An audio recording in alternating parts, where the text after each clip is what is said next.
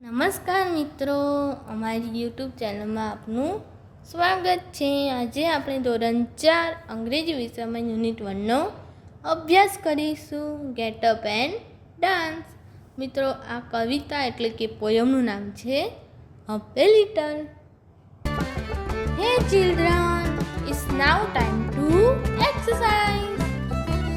Up a little, jump a little, 1 2 3। Run a little, skip a little, tap, tap your knee. Up a little, jump a little, 1 2 3. Run a little, skip a little, tap, tap your knee. Bend a little, stretch a little, nod your head. Yawn a little, sleep a little in your bed. Bend a little, stretch a little, nod your head. Yawn a little, sleep a little in your bed. In your bed. In your bed. Good night. Activity 2. સાંભળો, બોલો અને ક્રિયા કરો।